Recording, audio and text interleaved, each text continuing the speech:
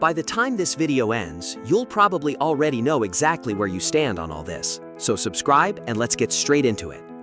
This entire Iceman rollout feels like Drake desperately trying to cling on to relevance, attention, and anything that keeps people talking about him online. The standards have completely fallen apart, and now the latest move is another leaked snippet. Whether Drake leaked it himself or whether hackers are actually behind it honestly doesn't even matter anymore. The important part is what's being said in the music, and it's already creating backlash for him. What's becoming clearer every day is that Drake has apparently been writing diss records behind the scenes this whole time. The same person who spent months sounding more focused on lawsuits and legal drama than actual battle rap suddenly wants to jump back outside and publicly diss people again. And these aren't subtle sneak disses either, he's directly saying names. So the same guy who wanted diss tracks treated like legal issues is now releasing songs full of blatant name drops himself. The hypocrisy is impossible to ignore. These are the exact lines Drake previewed. He says, "Serena, but I'm cool with Venus. I be hanging around those like I'm Dua Lipa." Then follows it with, "I might hit up ScHoolboy Q and do a remix. They be making peanuts. We don't ever piece it up, the stuff we got between us." And that's basically the snippet. But honestly, the fact those exact bars were chosen for the preview tells you everything about the energy behind this project. It's fueled almost entirely by bitterness. Either Drake himself or whoever leaked the clip clearly wanted people talking about Iceman again. Because at this point, the only thing consistently driving engagement around Drake is watching him publicly spiral and throw shots at people who embarrassed him. That's the strategy now, not great music, just controversy. And while Serena and ScHoolboy Q both got dragged into this mess, one thing becomes obvious immediately. It's honestly wild how somebody can act this hypocritical while also releasing some of the weakest music of their career. Let's just be honest, this whole situation looks awful. Drake spent an entire era trying to push rap beef conversations toward lawsuits and legal consequences. And now suddenly, he's back making diss tracks filled with direct name drops. The exact same thing he once criticized is now exactly what he's doing himself. If this song officially drops, every argument Drake previously made about diss tracks having legal consequences immediately collapses. And honestly, good. Release it. I genuinely want him to drop the full track, because once he does, he officially throws himself back into the line of fire. He can't openly diss people anymore while also hiding behind legal action. And honestly, hearing ScHoolboy Q respond would probably be entertaining. Watching anybody from Kendrick's side really go at Drake properly would be interesting too, because Drake has absolutely earned whatever responses come back his way now.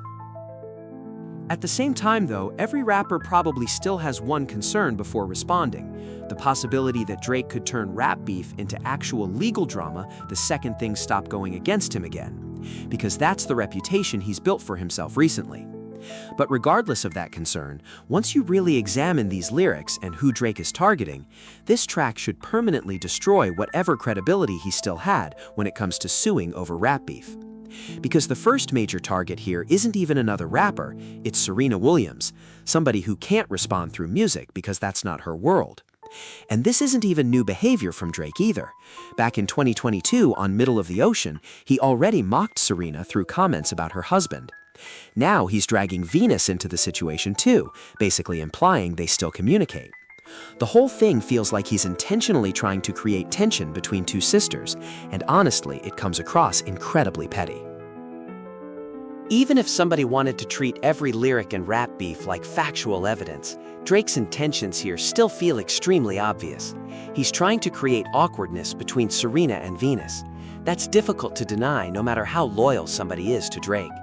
And honestly, it's strange behavior coming from a grown man still emotionally attached to a relationship that ended years ago.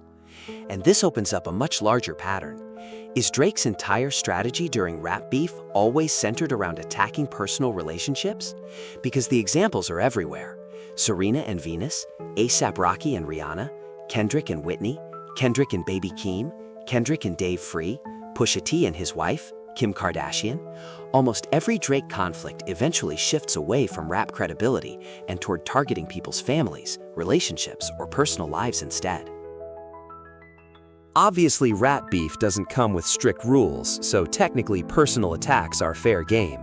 But Drake repeating the exact same angle over and over again has become predictable and honestly corny. It stopped feeling competitive a long time ago. Instead of battle rap energy, it feels more like someone genuinely trying to hurt people personally. Like Kendrick said on Euphoria, once a lame, always a lame. And on top of that, Drake's entire post-beef attitude has become repetitive. He constantly repeats that he'll never make peace with anybody connected to Kendrick's side.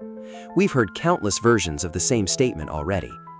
And sure, refusing to reconcile with people who embarrassed you makes sense in theory, but when those statements are attached to weak TDE disses, it stops sounding intimidating. It sounds like somebody trying extremely hard to appear tough, while the music itself keeps falling apart. Because Drake's cycle lately has become obvious. Diss somebody, get embarrassed, threaten legal action, then repeat the process again. And now he's right back at the start of that cycle. Clearly something about this strategy isn't working. And honestly, the ScHoolboy Q line proves it perfectly. Drake isn't just insulting Q there, he's trying to portray Kendrick's entire camp as irrelevant. But that argument instantly falls apart once you look at Drake's own label situation. Because while Drake calls TDE peanuts, one of OVO Sound's once promoted artists is literally working as a full-time chef now. So Drake, the person running OVO Sound, a label with one of the weakest mainstream rap rosters in recent memory, is trying to clown somebody else's camp. Meanwhile, most OVO artists barely touch the charts.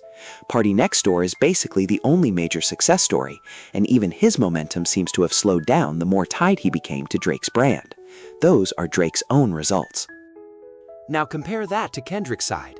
Baby Keem's second album debuted at number 4 on Billboard, sold nearly 80,000 copies first week, and had 10 songs chart simultaneously.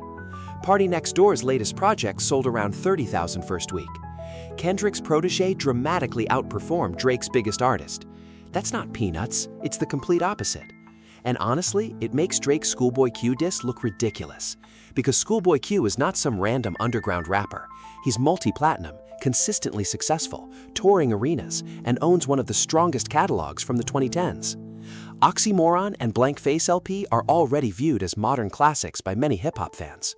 Songs like Collard Greens and Man of the Year still hit hard today. Calling ScHoolboy Q peanuts isn't just inaccurate, it's objectively false, and Drake absolutely knows that. What makes Drake's decision even stranger is that he actually had easier targets inside TDE if he wanted to push that angle. Somebody like Absol, whose commercial success never fully matched his talent, would have at least made more strategic sense. Instead, Drake targeted arguably the second most commercially successful artist in TDE history behind Kendrick himself. That's not calculated at all. It just makes Drake look disconnected from the landscape he's trying to criticize. ScHoolboy Q genuinely deserves more recognition than he gets. Blue Lips, Oxymoron, and Blank Face together form one of the strongest 3 album runs any rapper has had in the last 15 years. Critical acclaim, hit records, cultural impact, Q checked every possible box. The only reason he sometimes gets overlooked is because he shares a label with Kendrick Lamar. In almost any other scenario, his catalog alone would define a legendary career. And Drake's grand strategy here is apparently trying to convince people that ScHoolboy Q is some irrelevant underground nobody. This is supposed to save Iceman? Honestly, the whole thing is becoming unintentionally hilarious. Drake looks so lost right now that there's barely any way left to hide it anymore. There's no clever spin remaining. He genuinely seems unsure about what direction he's even trying to take anymore. And when you step back and look at the bigger picture, every major conversation surrounding the Iceman era has been about Drake publicly failing or beefing with somebody. Nobody is genuinely discussing the music itself. Nobody sounds excited about the artistic direction. People click Drake content now because they want to watch the chaos unfold, not because the music feels compelling anymore. Even the snippets themselves sound lifeless. The flows sound exhausted, the delivery feels flat, and the production lacks energy. Some of these beats honestly sound like the blandest music Drake has ever released. Nothing about this project feels creatively inspired. And honestly, it explains why the album reportedly keeps getting scrapped and rebuilt repeatedly. Because nothing sounds like it was made with an actual vision behind it. The mixing, the auto-tune, the overall atmosphere, everything feels hollow. And the more snippets leak, the harder it becomes to believe Iceman will actually turn out good. Every new reveal somehow makes the project look worse instead of better. This genuinely feels like it's becoming one of the biggest disappointments hip-hop has seen in years, and Drake himself is building that outcome step by step. Everything is riding on this album for Drake right now. The pressure couldn't possibly be bigger, and with every day that passes, the chances of him actually pulling this off seem smaller and smaller. There's no direction, no vision, no clear strategy, just chaos. And these snippets aren't creating excitement. They're making people nervous about how bad the final album could actually sound. And this is really the core issue. If Drake's only remaining way to generate conversation now is through dissing people, while already carrying the reputation of someone who runs toward lawyers when things get difficult, nobody's fully going to take the bait seriously anymore.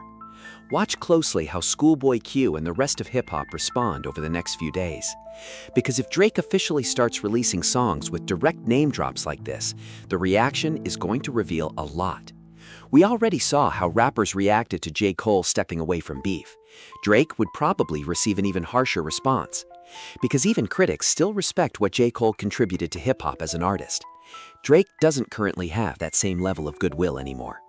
This entire situation feels like it's heading somewhere ugly for him, and there doesn't seem to be any clean way out now. We've rarely seen an album rollout collapse this badly before the album even officially arrives. And with more Iceman updates probably still coming soon, all anybody can really do now is sit back and watch everything unfold in real time. Because this no longer feels like a comeback album. It doesn't feel like a statement project either. It feels like a slow-motion train wreck, packed with weak bars, recycled grudges, and absolutely no real artistic vision holding everything together. At this point, all you can really do is watch the crash happen. And if you want something genuinely interesting after all this, Kendrick Lamar apparently hid a subtle 50-cent diss inside one of his newer songs, and almost nobody noticed it, which honestly just reminds people again why Kendrick is viewed as one of the smartest and most strategic rappers alive today. Check out the suggested video.